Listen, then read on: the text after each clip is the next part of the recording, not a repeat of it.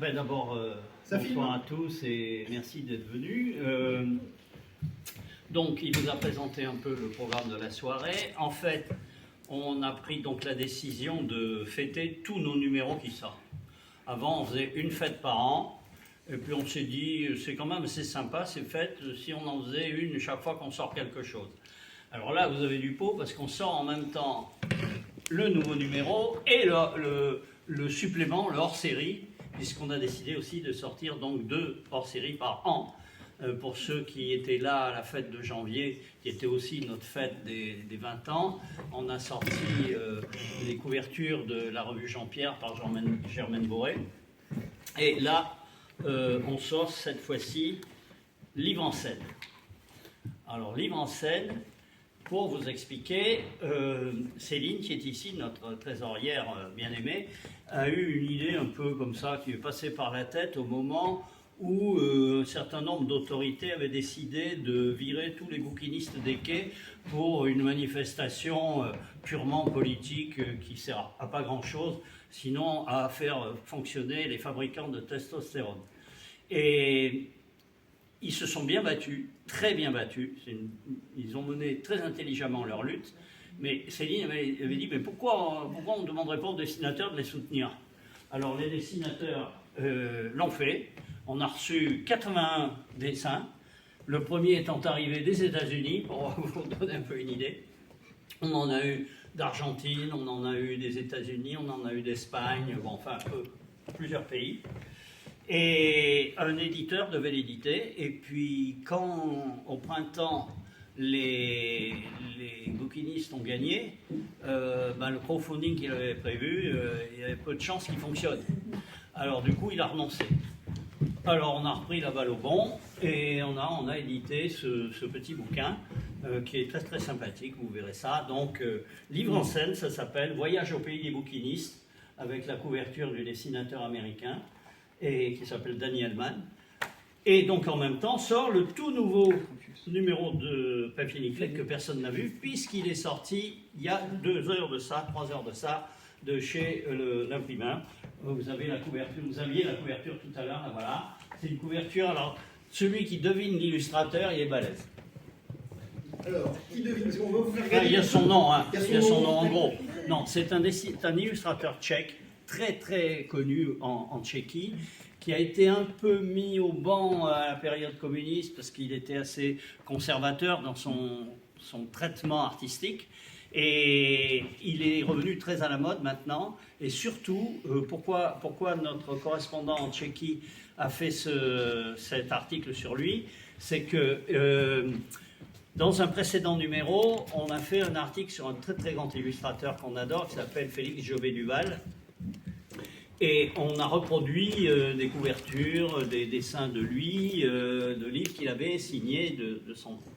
Et en fait, il y avait un éditeur qui avait la seule manie à une époque de mettre des couvertures qui n'étaient pas forcément celles de l'illustrateur à l'intérieur. Et on a reproduit une couverture qui n'était pas Félix Jobé-Duval, même si les styles très classiques pouvaient Donc il a riposté à ça pour dire non, c'est de Arthur Scheiner. Et c'est de Arthur Scheiner qu'il s'agit dans ce premier numéro. Vous verrez aussi un article, alors c'est le premier d'une série de 3 articles sur la France de la Seconde Guerre mondiale vue par les comics américains. Et ça, c'est très passionnant. C'est un travail de fond. Alors, est-ce que tu pourrais te synchroniser aux images que tu m'as envoyées de façon Attends, je parle de tout le truc. Oui, mais par exemple, là, si on parle des images, comme ça permet... Tu prends la dernière. Mais oui, mais il n'y a pas d'ordre. Je te dis que c'est une il n'y a pas d'ordre. Tu vas voir, il va y avoir de On est l'ordre dans dans peu de temps, là, je le sens. Donc, je me suis amusé. Vous ne pourrez plus ça, monsieur Donc, par exemple, Gaumont. ça, qu'est-ce que c'est que cette image? Alors Voilà, ça, monsieur c'est Frémillon. une image de... comment elle s'appelle Claire Hobbs, voilà, je cherchais son prénom. C'est donc la fille de Félixien Hobbs. Elle a été initiée par son père, elle a travaillé avec son père, à mon avis, elle a servi un peu fait des fois des dessins de son père quand il était trop pressé. Et elle a eu une petite carrière, pas énorme. D'ailleurs, son père l'a exploitée de façon un peu, comment dire, ça pourrait plus se faire maintenant, normalement. Et surtout, il l'a empêché d'épouser le garçon qu'elle voulait épouser, il l'a obligé à épouser un copain à lui qui se trouvait quand même être quelqu'un d'important, puis c'était Eugène de Molder, l'écrivain, pour qui elle a beaucoup bossé aussi. Elle a illustré des livres comme ça. Bon, j'aime bien ce dessin-là. Et Claire Robb, c'est une méconnue de l'illustration. Est-ce que c'est un autoportrait d'Ada ou pas? Hein? Est-ce que c'est un Non, c'est un livre. J'ai trouvé un livre illustré par elle où elle se fout de la gueule des Anglais comme c'est pas possible. C'est une Anglaise. Alors il faut savoir qu'elle signait souvent de pseudonymes et que c'est pour ça que plus personne n'a retenu son nom, sauf moi bien sûr. Alors passe-moi une autre image. C'est nous qui avons publié ça? Ah oui, c'est Giles. Dans ce format-là, on ne reconnaît pas forcément. Alors c'est Giles. Giles est un des plus grands dessinateurs humoristiques anglais. Et là, on a un article qui est général sur lui, sur toute son œuvre. Il est très très célèbre en Angleterre parce qu'il a créé des personnages qui sont emblématiques. Il a même un personnage secondaire qui a sa statue quelque part je crois dans la ville où il habitait. Et c'est un grand comique. Moi, j'aime beaucoup ce qu'il fait. Voilà. Les Anglais connaissent bien. Il y a un petit côté, parfois, un petit côté tardi. Regardez bien le dessin en bas à gauche. Ça pourrait être tardi. Sauf que c'est avant tardi. Mais bon, là... Stéphane a lancé une série d'articles sur les images de tarot. Et ça, c'est le tarot d'Hugo Pratt, le tarot de Corto Maltese. Et bon, il n'y a pas grand-chose à dire. C'est des images de tarot vues par Pratt. Et ça vaut vraiment le coup parce que c'est quand même... il y a tout son talent et il utilise évidemment les personnages qu'on connaît de sa série. Voilà. Et vous aurez une mini-conférence gratuite sur le tarot de Pratt qui est... il est épuisé. Donc si vous achetez papier nickel, vous aurez le tarot de Pratt gratuit. Voilà. Pas en entier. Après, pas en entier, quoi pas déconner. Alors ça c'est un des plus grands bouleversements arrivés dans l'histoire de l'illustration française. C'est en 1919, Élie Legrand, pas encore très connu, va complètement fiche en l'air la manière dont on faisait des livres jeunesse. Alors c'est Macao et Cosmage. Alors c'est une histoire petit paradis terrestre où il y a un couple qui est très heureux, très content, dans la nature, avec les animaux, tout va bien.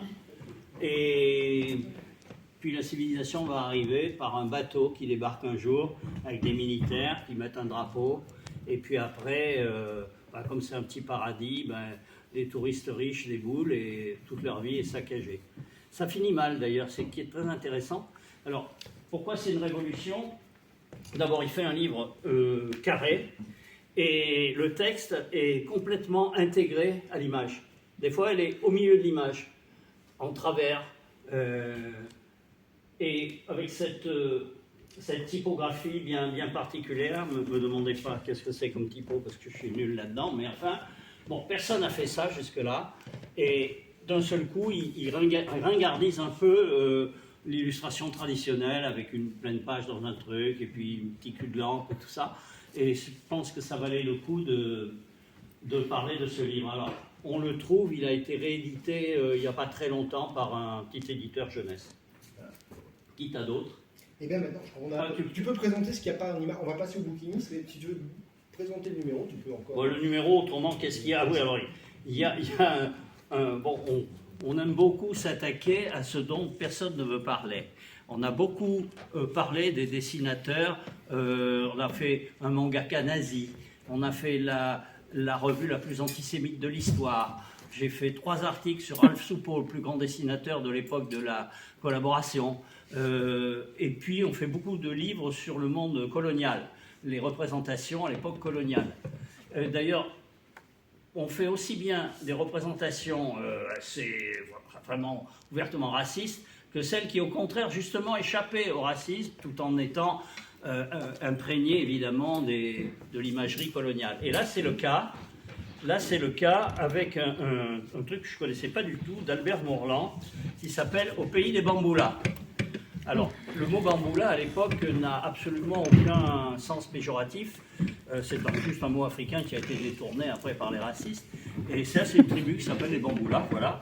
Et c'est dessiné un peu à la Dubou. Il y a des cases, tu n'en as pas pris.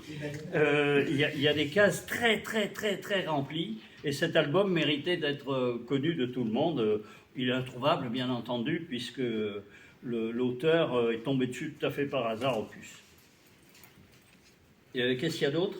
Je crois que... Est-ce que j'ai fait le tour? Après, il faut acheter la revue, en fait, c'est l'objectif de ces soirées. Oui, non, je regarde si j'ai... Ah si, il y a un article dans la rubrique Photo Copain sur la fameuse planche de Don Martin, A Fairy Tale, où il raconte l'histoire, vous savez, de la princesse qui embrasse un crapaud parce qu'elle pense que c'est un prince, et ça devient un super beau mec. Alors tout ça, il raconte comme ça, mais la dernière case, c'est qu'ils sont à cheval tous les deux, et puis il y a un moustique qui passe, et le prince, il sort sa langue de crapaud, et clac, il attrape le... Bon voilà, il était parti de ça, il en a fait 50 variantes au moins, il a fait un livre entier là-dessus, et ça méritait qu'on en parle, d'autant plus que j'ai trouvé un plagiaire qui en plus est un ami, donc ça fait toujours plaisir de mettre les amis dans la merde. Oui. Évidemment, vous pouvez vous abonner. 30 € par an, 4 numéros. Évidemment, vous pouvez adhérer à l'association qui porte Papier Nickelé, 25 € par an, qui vous donne droit à gratuitement tous les hors-séries. Voilà. Donc, ça vaut le coup, puisque rien que les 2 hors-séries de cette année, c'est plus cher que ce que vous auriez payé. Bon, voilà, c'est important. En fait, Danny, c'est un gars qui travaille aux États-Unis, pour des grands, qui est très connu là-bas, paraît-il. Ouais. Ah oui, c'est bien ce qui se passe. Voilà, hop, on est bon, on est bon. On est bon. Et en fait, l'intérêt aussi de choisir ce... Il ne faut pas cacher l'œuvre du dessinateur, quand même. Respect pour le travail des artistes. L'intérêt de l'avoir choisi, c'est d'abord l'œil d'un Américain. C'est vrai que parmi les nombreux soutiens aux bouquinistes, bonjour, on a ici Jérôme, qui est le président de l'association, qui a bataillé d'une façon étonnante, enfin, calmement, paisiblement, mais avec une détermination qui m'a complètement sciée, qui nous a tous sciés. Salut Jérôme. On s'est dit que c'était bien d'avoir le regard dans l'étranger, sachant que j'ai appris en lisant des trucs sur les bouquinistes que c'est ce qui se vendait le mieux, Napoléon, en bouquinisterie. Aux étrangers, les bouquinistes qui présentent des trucs historiques, Napoléon. Donc ça, c'est en fait Napoléon, Sade, les bouquinistes, les bords de Seine. Et Benjamin Franklin. Et aussi la vie parisienne, avec une petite sirène. Voilà. Et le sourire. Alors après, c'est Balouet. Alors Balouet, il aurait pu être là. Et Balouet, il fait partie de France Cartoon. Non, c'est le président. C'est le président, pardon. Vous avez le mémoire de Mariage des Opérecs? Non, il faut savoir que la plupart des dessins ont été faits bien avant, il y en a certains qui sont arrivés après, ont été faits bien avant que les bouquinistes obtiennent de rester là où on n'aurait jamais dû penser qu'ils devaient partir. Bellhomme. Bellhomme, c'est toi. Ah, très bien. Alors Bellhomme, c'est un vieux copain, donc je peux en parler, effectivement.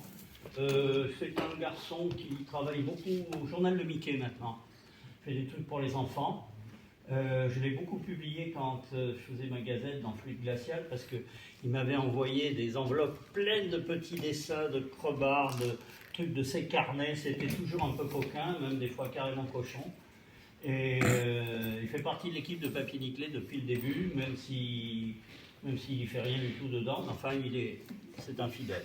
Donc, voilà.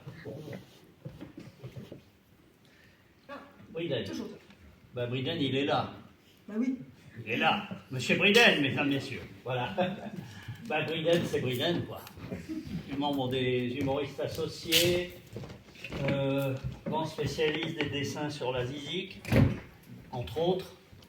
Et puis, ce livre dont évidemment il va me rappeler le titre, je l'oublie tout le temps, où il y a beaucoup de galipettes avec des animaux. Comment ça s'appelle déjà? La saison des amours. Oui. La saison des amours. La saison des amours. Voilà. Bon, Clavry, Clavry, on va en parler. tout le monde, ouais, alors lui, grand dessinateur et auteur pour la jeunesse, depuis très longtemps.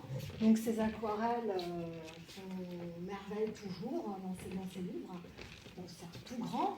Et là, en revanche, il nous a livré un dessin qu'il a fait il y a très longtemps pour quel livre il nous l'a écrit, peu importe d'ailleurs, mais enfin, il faut savoir que si on tape sur Electre, on trouve 157 occurrences, Jean Clavry, Electre, la base des bibliothécaires et des libraires. Non, mais tout le monde connaît.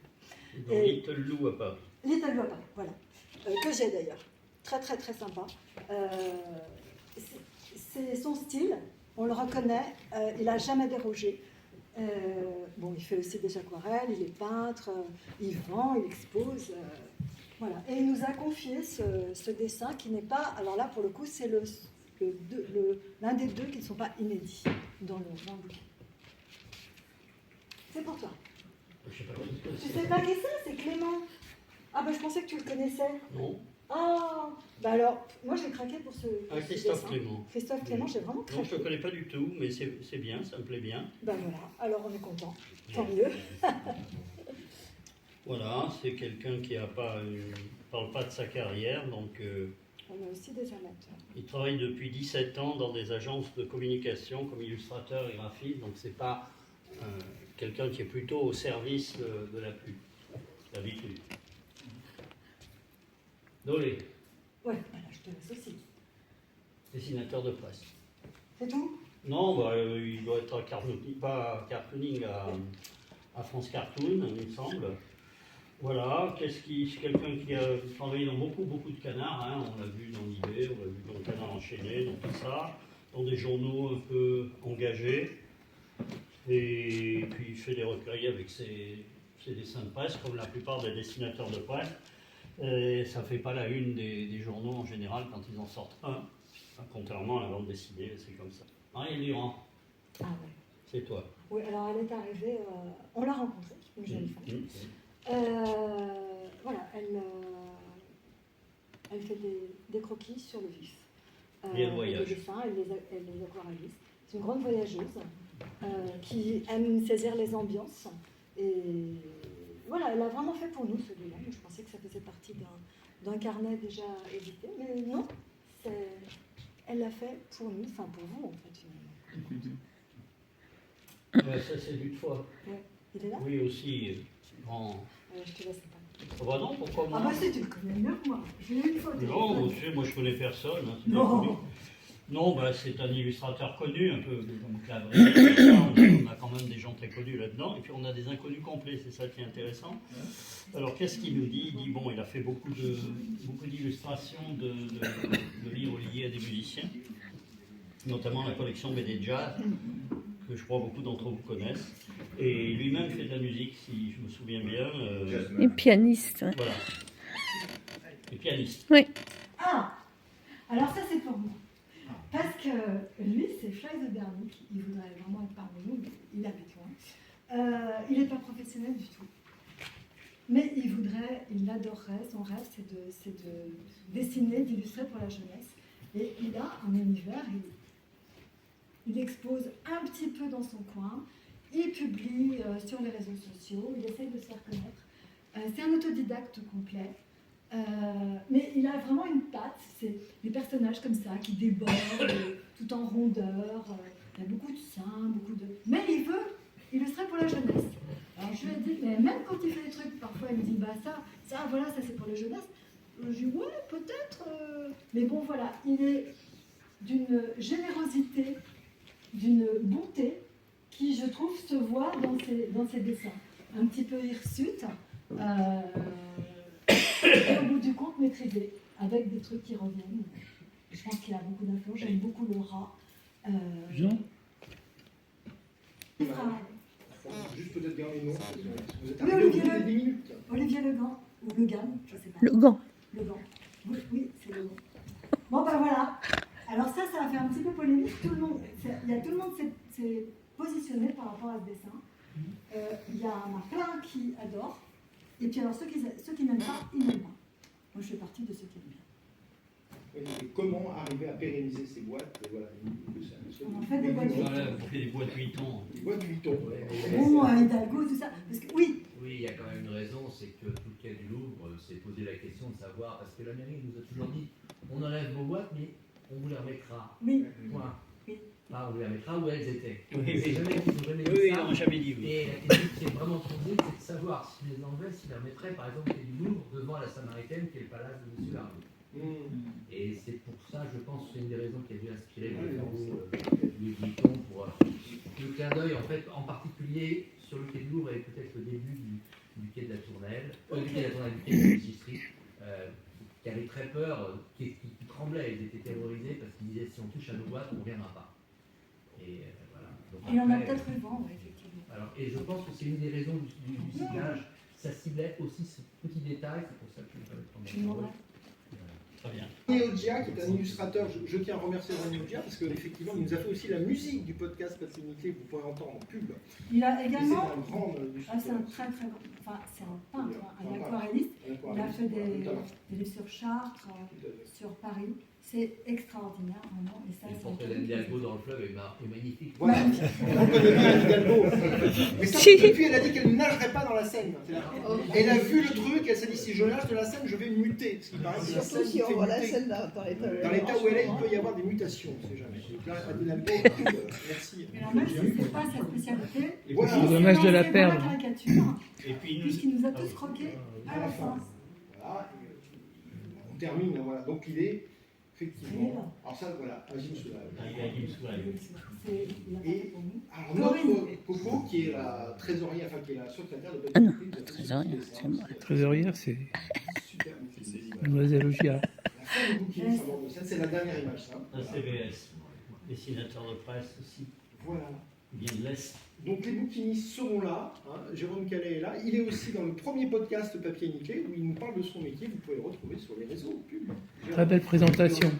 Je peux te prendre la Jérôme, Oui, dernière chose, prends la parole. je voulais au nom de tous mes collègues remercier l'équipe entière de Papier-Nickel et tous les dessinateurs qui ont fait ce dessin parce que c'est une victoire collective qu'on a obtenue. C'est pas une seule personne qui a fait qu'on n'a pas été déplacé, c'est vraiment une victoire collective. Tous les efforts de tous et de toutes, effectivement, on a gagné probablement la bataille de l'opinion publique, mais toutes ces choses qui sont sorties sur Facebook, qui sont sorties sur Instagram, qui sont sorties dans la presse, sans tout ça, on aurait été sous le paillasson et on aurait été déplacé. Donc voilà, je voulais dire un très grand merci aux gens de tout le monde. En particulier pour l'équipe de Papier-Nickel et tous les dessinateurs. Voilà. Voilà, on peut applaudir.